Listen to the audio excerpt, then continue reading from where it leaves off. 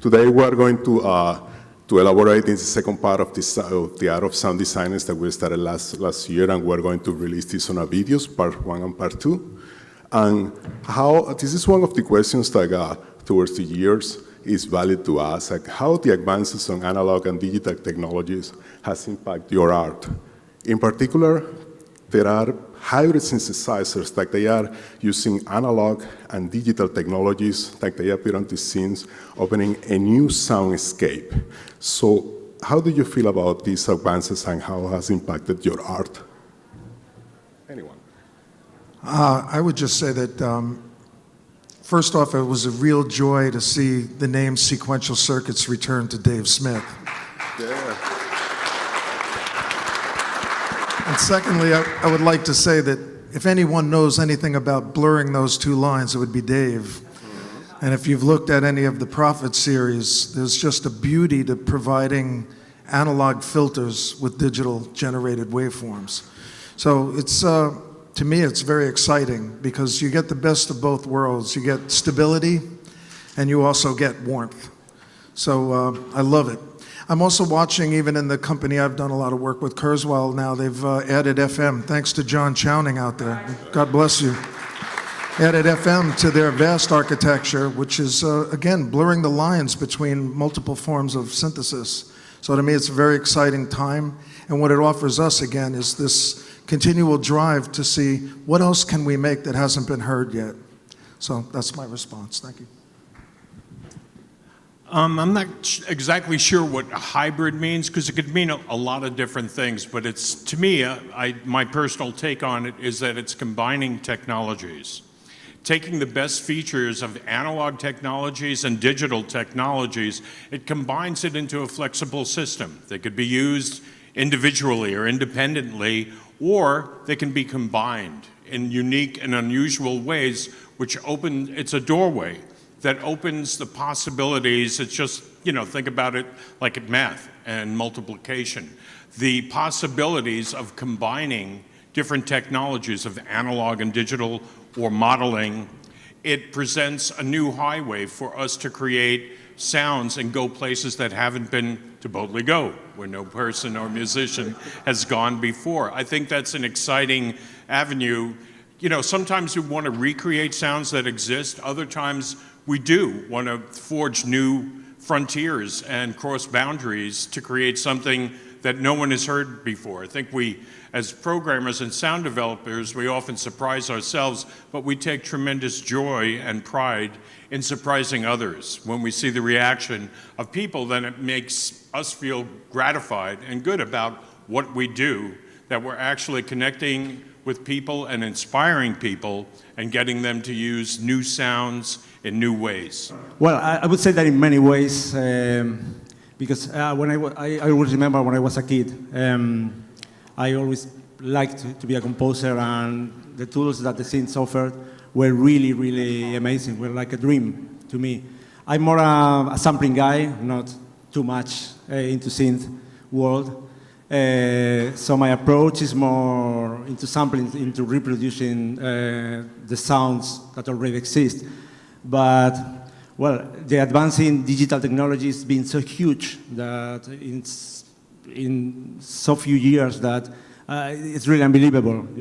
When I think about 20 years ago or 10 years ago, it's so many things that we can do now, they were impossible. I'm so happy to be able to live this era, because we can do so many things, almost endless in terms of sound, reproducing the already existing instruments, making new sounds out of them. So, well, it's a dream for sound designers, and I think it's also a dream for composers, because it's endless what the new sounds can offer you, how they can inspire you. Yeah, we're living in interesting times. I love finding new ways to explore sound, and whatever the tool is, what's fun is developers are creating plugins and synthesizers that are marrying all sorts of different things. I just released a library where the goal was to make Omnisphere sound bad. which is actually kind of hard because everything is so pristine, but you can use the sample rate and bit resolution and put random LFOs that are going really fast and use distortion, and there's some really cool tricks with using a filter to only distort just the higher frequencies. Those types of things allow you to find new sounds from sounds that turn them off and it's, oh, that's just a pad. But you put these things back on and it's like, oh my God, what the heck is that, you know? So that merging and the ability to manipulate things and use filters in ways that maybe you hadn't thought of using them in the past is really exciting. So on to the future, right? Right. Sounds like quantum physics to me. One of the things that I denote about all of this, when we talk about hybrids, I think about cars now, and taking technologies and being able to marry them together. I think about the human voice, though, a lot. And the human voice, I think, gives us an idea of how we can take our voices and with technology be able to come up with these new sounds. I think we're thinking about that when we take these technologies and put them together. So when you think about making a voice or a sound, most of the time you're thinking about something that's already innately in you, and by some accident of turning a knob here, there, and it speaks back to you. There's a biofeedback kind of thing. And I think having all of these tools, like the hybrid would encompass, gives us a new palette. A new palette. I remember the beginning of the analog days with the Moog and the ARP and all of those, and being confounded with the fact that we couldn't shake it the way we wanted it to. And then the digital came out, and then we started to mess with that. So to me, it's just another way to bring us together in all of these technologies. Not saying that one is better than the other, but it brings us all together in the fact of being able to say, I can take a little bit of this. It's like being in the kitchen. I don't ever cook with a recipe. I just go around and I sort of sniff and find out what the ingredients are, you know, thyme and oregano, and sniff around. And finally, I find this combination. I think it might work in this recipe, and it's the same way with the technologies. Yeah, at the beginning we have only the analog stuff, and later comes the first digital synthesizers like Yamaha, the X series or Synclavier, and we combine it over MIDI and make new patches with MIDI. Then there comes the samplers, but now we have it all in one workstation or in different instruments, and have the hybrid technology in one instrument and can merge the best engines what you want, you know. Yeah. You have an extensive career. You have done using so many platforms for creating and designing your sounds. You have worked on software, analog, synthesizers, digital, all kinds of generations. What would you say that is your favorite platform for sound design, and why? I have a problem with the word favorite because Yeah. it's really, many of us are brought into the programming world through a project. We're hired to do something. So at the time, our favorite product might be the one we're working on. But I would say my favorite is an integration between a hardware platform that I know very well, and then combining that with software plugins at this point. I think the best of both worlds. You end up with a compositing capability that you then, in various, as a composer, in various places you can drop sounds in and you can modify them to fit the actual project you're working on.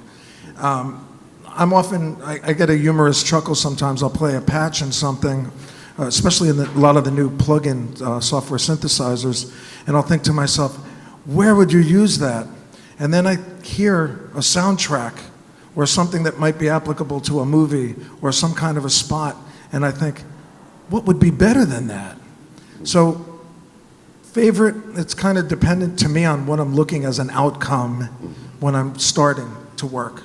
And then I'll decide what's my favorite for that application. Wonderful. Thank you. For me, it's kind of an easy answer. Like Chris, I think projects make us comfortable working in a certain environment. And since 2011, or even before that, in 2010 to, for the past 9 years, I've been largely involved with the development of the Kronos, which has 9 different engines or 9 different ways to work and play. I don't mean play, I mean play, have fun. And so I'm comfortable in that environment, but I still like to, play an acoustic piano. One of the new chord products that I wasn't involved in is a vocal modular. And it's really, it's fun, it's creative, it's innovative, it's cheap, it's cool. And I was speaking with someone this morning and I said, sometimes the point of what we're doing, when we create, sometimes we want a piece of music or we want to perform a piece of music. Other times, messing around is really just a fun thing that we do it for relaxation and for our own entertainment and edification. So if it makes you feel good, that's great. If we as artists, performers, musicians, composers like to make other people feel good, well, that happens and that's realized through composition and performance. But there's also that aspect of just like, I just want to relax, I just want to mess around with something and explore and have fun, do something I've never really done before. So I think it's subject to our moods and what we're, what we set aside time for, because it all does take time. Okay. Mine's hybrid. To me, the answer is easy because I love software. It's to me it's the endless platform, no limits at all. You can do whatever you want. You can manipulate the sounds. It's just imagination. Because nowadays, even for sampling, where I mainly do, native instruments, Contact, Best Service Engine. There are lots of different platforms you can go. What you can use, but to manipulate sounds, software is really amazing because you can use so many synthesizers where you can drag and drop your own sounds, manipulate them, do whatever you want. So software to me is the best way, and I really love it. It's a dream. It's a dream. Platform. Yeah, my favorite sound design platform is Logic Pro. I've used it since it was on an Atari 520 ST, way back in the day from another company that didn't have an A. eMagic. eMagic. Very hard Langling and all those. I just spent this last summer 2 weeks with my daughter in Costa Rica, and I took a field recorder, and I have these incredible no cars for hundreds of miles around ambiances, and I'm feeding them through all sorts of really cool synth engines in Logic, like what can I do to turn this into a mind-blowing pad that's powered by crickets? And doing things like that, it's like, oh, I have an idea, let's try it.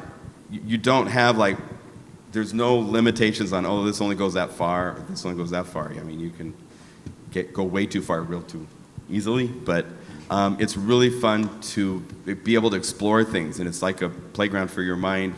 The key is whatever sequencer or platform you use to work with music, just know it as well as you know driving a car at night with blindfold. I mean, the more you know about your tools, the more comfortable you're going to be being an artist. I have a YouTube channel where my whole goal is teaching people synthesis so that when they turn and look at the interface with synth, they still stay in artist mode.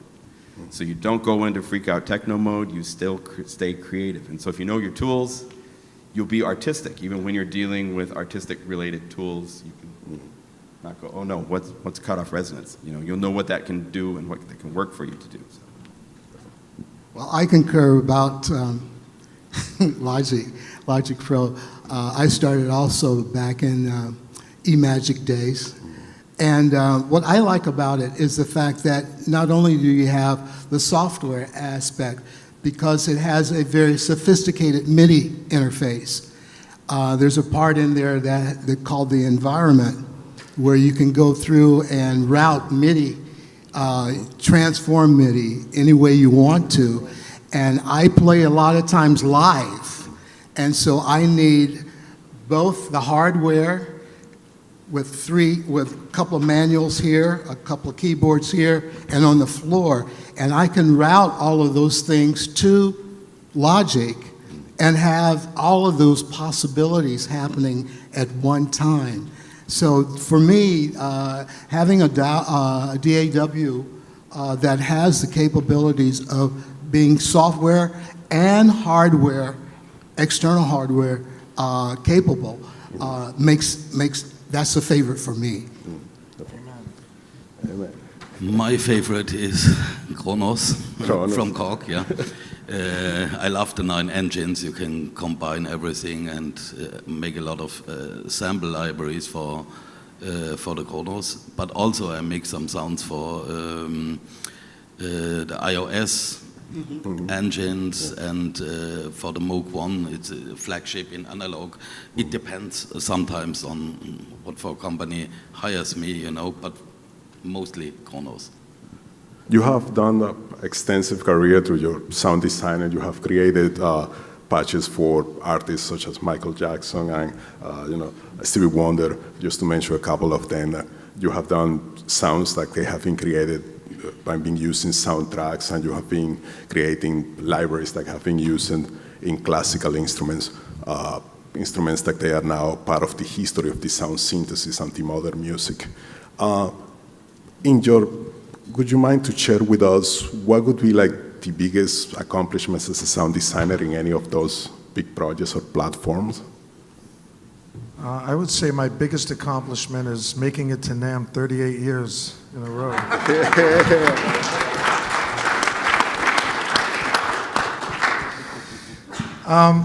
Again, these are tough questions. I congratulate you on them.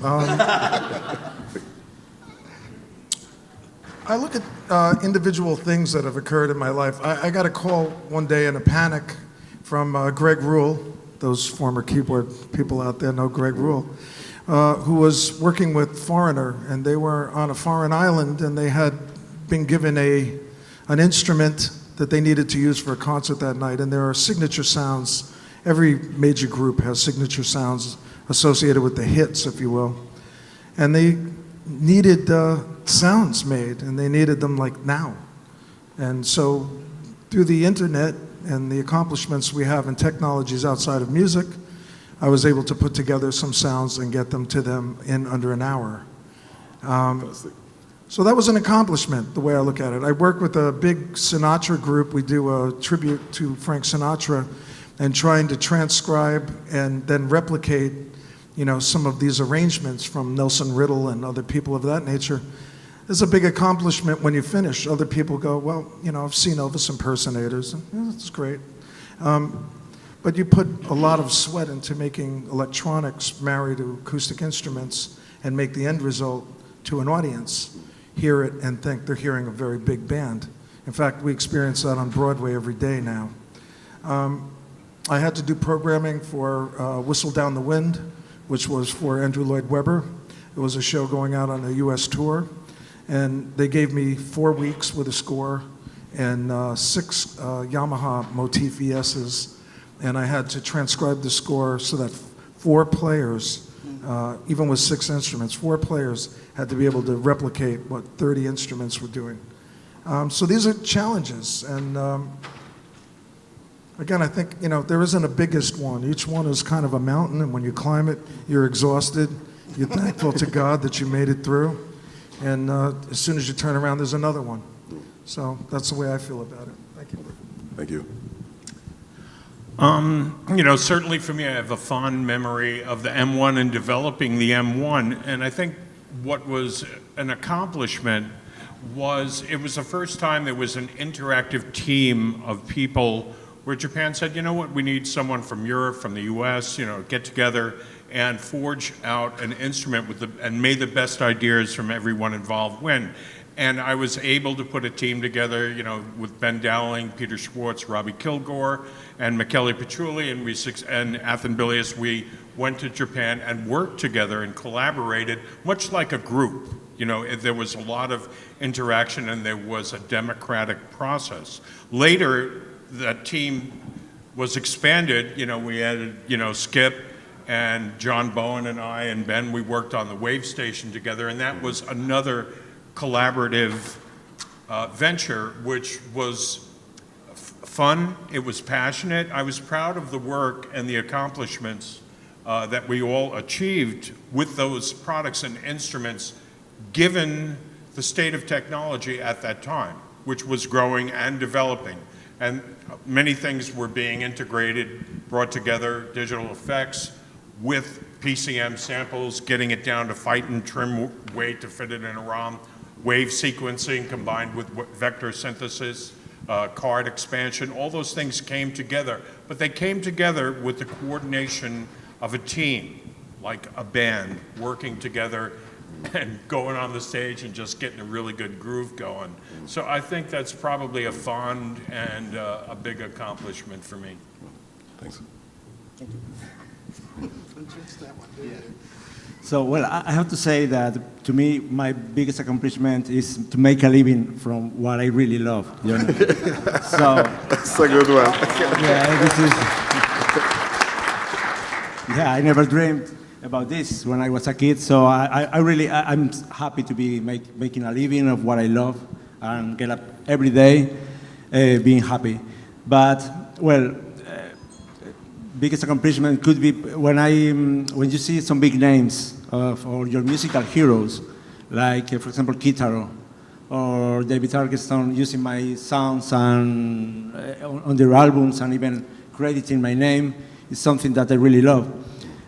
Makes me extremely happy. Probably the biggest one was when I always loved Michael Cretu, Enigma, who was really was famous because he mixed Gregorian choirs with dance music or techno music.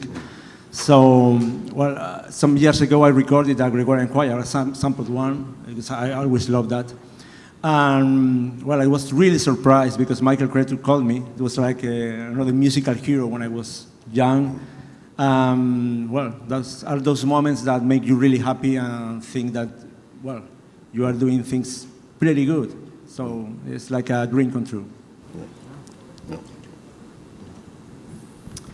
Gosh, 30 years, you look back, we were fortunate to accomplish a lot of cool things. I mean, it's an honor to, I've been part of the voicing team for all of the Korg wave drums. I remember the first one when the Japanese came to Los Angeles and met in this little tiny room in Canoga Park, and we had talks about the algorithms and trying to match up with what types of acoustic drums and new drums, and then from there to the latest one where I did sampling sessions at the different waterfalls and the oceans and then turned those into actual drum sounds to be, so when you hit the drum harder, it could trigger samples as well as the wave engine. You know, I've done drum loop libraries, and there's video games that use nothing but drum loops that you did because they didn't buy anything else, it seems, for the entire soundtrack. It's like, really? Okay. I mean, you know, yeah, doing what you love and being able to make a living and share your joy with others, so hopefully it rubs off, it's just a wonderful life to have. So yeah, many accomplishments. Oh man, I got to tell you, I think about 50 years ago when I came to NAMM in 1969, that was a big accomplishment. But not only that, the fact that I met the man who has given this industry some of the greatest products, Ikutaro Kakahashi of Roland. And before that, he was president of Acetone. And Acetone was building a rhythm unit at that time. And I had it sitting on top of an X77 Hammond organ for my first presentation in Chicago. And I had changed all the rhythms inside, so I had to go in with a soldering gun and put diodes in where they weren't supposed to be, or at least and Mr. Kakahashi, I call him Mr. K affectionately, was sitting in the audience, and he came up and he said, "Looks like my machine, but doesn't sound like my machine.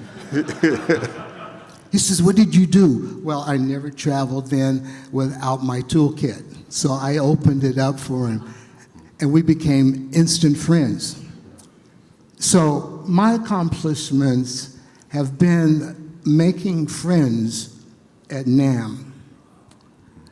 And through that, the Hammond Organ Company in '72 sent me out to see what was going on at Stanford University. They heard about this process called FM.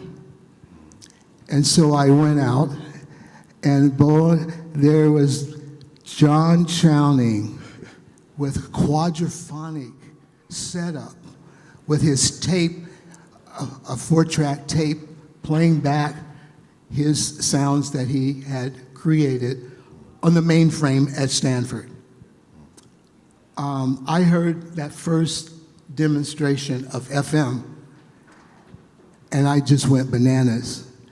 And I told Hammond engineers, I said, this is the next tone wheel. For Hammond, that was a big deal. Unfortunately, they did not, but fortunately,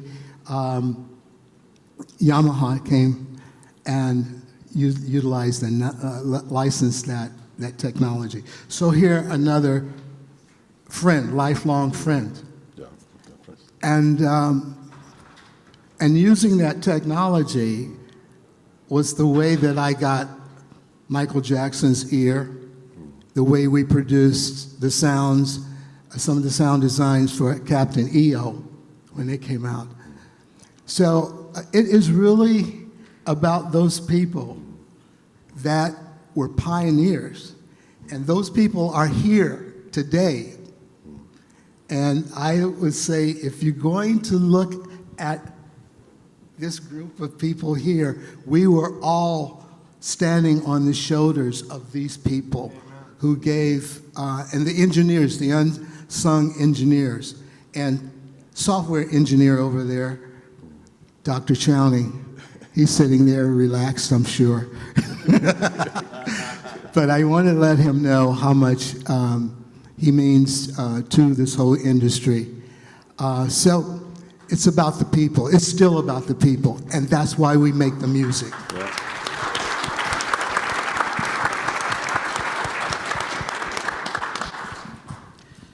My biggest accomplishment is to make the user of my sounds happy. Yeah. And also I'm very proud that some special musicians, famous musicians and keyboarders use my sounds. Yeah, that's it. Wonderful. We have time for questions from the audience. I'm pretty sure last time we didn't have this session, so if you have questions, there is an open microphone, and the panel will be happy to respond. Please, go ahead.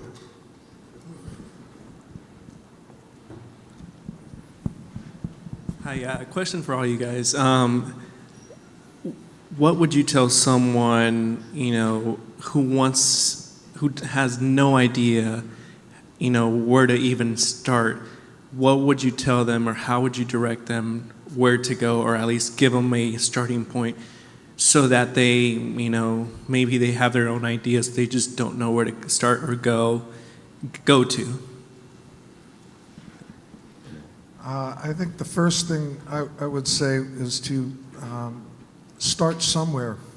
And the place that I would ask you to start really would be to ask yourself what kinds of sounds are interesting to you, and then start down a path of how to learn how to make those sounds, because that'll determine what platform you look at.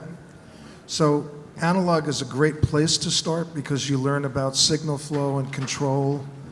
You learn about the basic building blocks that we've all basically started with, because most of us started with analog technology and then came forward as new technologies were available.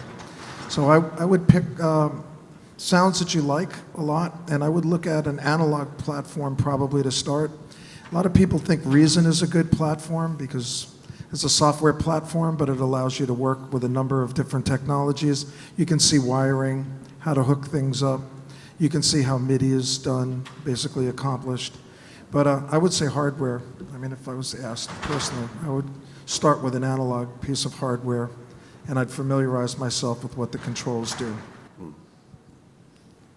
I'd also say everything that you want to know about anything you want to buy is on YouTube. So if you want to know about a certain form of synthesis or a new product, you can get some reviews are not all that reliable. Some of them are. So watch more than one, because everybody has an opinion, and with YouTube, everybody can share it. But I have over 220 videos, probably 250 now, that are all about we'll start from scratch with a certain synthesizer, and when we're done, we made sounds that you can buy a library that those sounds are in. So watching someone do something will give you a lot of the synapses to like, oh, that's what that's for. And especially if you can find someone that explains why they're doing what they're doing, when they're doing video. You know, I saw The Matrix a long time ago, and when Trinity couldn't fly the helicopter, and she says, Tank, I need to know how to fly this helicopter. And he put a cartridge in, got it. And she takes off flying the helicopter. And so that's what gave me the idea of videos, because once the knowledge is in your mind, you'll know what to do with it. So YouTube is just, the world's putting its brain on YouTube, it seems, and there's so much information on any subject you can think of. So I would start there to at least go, okay, well, do I want analog? Do I want digital? Do I want software? Am I wanting to be a performer? Am I wanting to make sounds that others are going to enjoy? I mean, there's a huge world that equals sound design these days. So get some examples to like feed your mind, and then you can go with a more educated decision. I'd like to add to that. You touched on it about listening to the things that resonate with you, artists or sounds. I remember the thing that hit me, that got me into the synthesizer world, was Switched on Bach. Walter Carlos, Wendy Carlos had that album, and when I heard that album, I resonated with it. I had no idea that something could be so musical and yet be what we call a synthesizer. And if it resonates with you, then find out who did it. Why did they do it? And then you can start, do a little research on that, and then you'll find out, because you really want to follow your heart. You want to follow your vibe. Even though there's millions of different ideas out there, but the ones that really resonate with you, that's where you want to go and find out how did they do that, and hang on with that, because that's why we're here. We're not here to be like everybody else. We're here to be us, and then we share that with everybody else. I think we all like different types of food, and with music, there's different styles and genres. I would say pick some styles or some genres, then be specific. Pick a song, then be even more specific. Pick a sound, and try to analyze that and learn from that. And by doing that with different styles and genres and songs, it gives you an acquired knowledge that's eclectic, that it's not just, well, it might be something based in analog or digital or both, or even an acoustic creation, but it gives you that acquired knowledge that you build up your database that way. Yeah. Yeah, when I was doing the Wave Station, and we all came to San Jose, we all had our little sets of sounds that we had spent our time in our studio making, and I really realized and learned then that each person, if you know the instrument, your own voice will come out, and it's very different than the next person next to you. And there's a number of sound designers I respect greatly out there that I know, and everyone that does, the whole goal, find your voice. And whether it's with music or just sounds, everybody has their own voice. I want to add one more thing, too. I had an opportunity, I had a program for 7 Synthesis. We did a Switched on Bach, because you mentioned it, with Wendy Carlos live. Replication is a key that taught us all up here an awful lot of things. We heard a band, we heard a sound, we wanted to make that sound. So we set out, and each time we accomplished getting the sound where it was 90%, the personalities up here never stop at 90. So it had to get to 100%, and you would learn so much. And then you knew how to make that sound. And then different architectures, you knew how to still make that sound. So everybody is saying the same thing, really, is pick some place to start that speaks to you.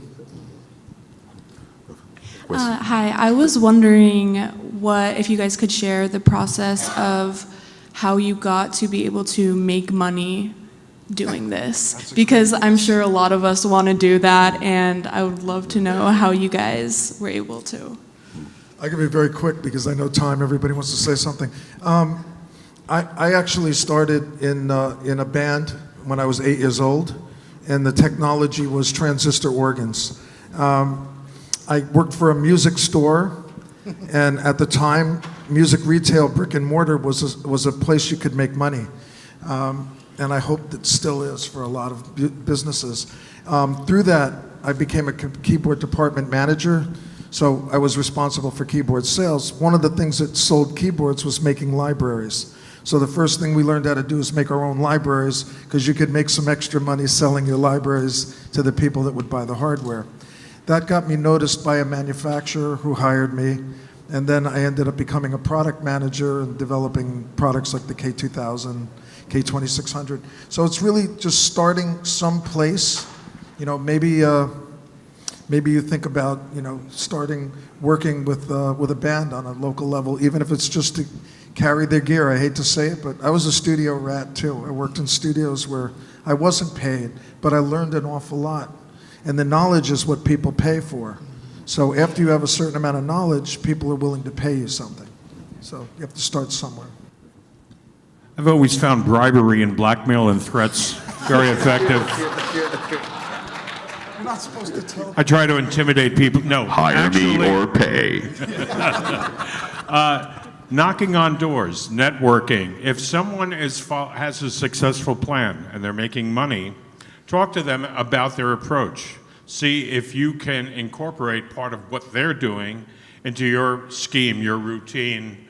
And I think that probably the best, the simple answer is communication. Communicate with those around us who are already involved and successful, and ask them to share perspective, tips, and tricks, and communicate. Knock on doors. I called Korg because I wanted a hot rod and trick out a Poly 6 in 1983, and add all kinds of things to it. And they thought I was nuts, but they said, all right, come on, and we like nuts. But I knocked on the door, and I was curious, and I didn't give up. I didn't want to take no for an answer. And when all that fails, bribery, threats, and blackmail. Well, this is really a hard question because so many things can happen in life. But my only advice would be, at least in my case, is this is really something passionate, about passion. So I always say that the difference between being successful or not is when you don't have a plan B. Is that correct in English? Yeah. I never had a plan B. I just wanted to do this. I didn't care about anything else. I couldn't think of, oh, this is not going to work. I never expected that. And it took me a long time, almost 15 years, to really starting to make money of what I really wanted. So it's just never surrender. And yeah, that's the only advice I can give. Yeah. Music stores are still, I think, a good place to get a lot. You will learn ins and outs. You'll meet people in the industry. I used to work at a store in Seattle, and Ben Dowling would come up. We would be showing the M1 or the Korg DSS1 or something like, I've got new sounds for you, and I made sounds for my customers. So I go, I have new sounds for you. He's like, holy shit, And actually, when I joined Korg, the sounds that I'd made at that music store, I sent to Japan, and that ended up getting me the job to do the drum card for the M1, because they're like, okay, can you make combinations and map drums? And so for many, many years, I've been the mapper of drum kits for Korg because of that work that I did early on. You're in a place where there's a billion contacts available, so if you really have a passion for something, talk to people at the different companies and say, I love your plugin, I made some cool sounds, can I send them to you, and maybe we can get going on some sort of a working relationship. Support through patch libraries. There's a lot of people that want new sounds, and if you can get your voice above the noise, and if you make a YouTube channel and show your sounds and explain why you made them, do things that will get people interested. When I started in 2009, it was really, really small. And it's just grown over time to be a very successful business for me. But it's taken a lot of work, but you have to start. So I think the biggest step is putting your foot forward and saying, I'm doing this, and going from there. Got another question? We have another question? What's the next wave? What should we all be looking for, and what's the new frontier for developing synthesis? I like to answer that. I don't know. But I'll tell you this. I feel, and I said this earlier, about the human voice. I'm still thinking about the human voice as being a controller of all of these other synthetic tools that we have, other tools that we have. And to note, Dr. Chowning and his wife, Maureen, they go around the world, and Maureen sings into a microphone, and when she sings certain notes, certain things happen in the background with FM and whatever else you're using, John, and it controls that particular parameter. And if you notice how many languages are in the world, that means how many different sounds are there. So I feel like this has been the most underutilized as far as synthesis input or parameter changer. And so I would love to see the human voice being a part of the interface that goes into manipulating the parameters of synthesizers, because I've seen it work, and it works very well. We have time for one more question. So what would you say, I said, teachers should be teaching? What are some of the new things you might want to have them introduce? Just learning the tools. There's really cool things. People are taking two different samples and finding ways of marrying them, and there's all these hybrid things from sample merging and really exciting technology there. There's physical model. There's a guy that's showing all these plugins of physical modeled instruments that sound so realistic that are using sample attack transients and physical modeling merged together, and the plugin's 15 megabytes in size, and it's like better than 285,000 gigabyte, 50 billion sample saxophones you can buy samples for. So there's all sorts of expressivity coming with new synthesis technologies that are exciting. But for teaching, it's about learning the tools. Once you know what the tools are, then you can build a house that looks different than someone else's.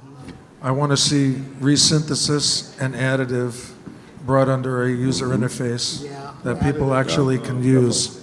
It sounds like a Hammond organ. A little more than 9/12 bars. I want to see I want more stops. environmental plotting, where you can actually, over time, control what effects, what envelopes, what shapes, what harmonics will happen, time duration based, so that you could actually play with environmental changes as you're playing, and we're out of time. We're the Sound Synthesis Club, and this was the Art of Sound Design. Thank you very much.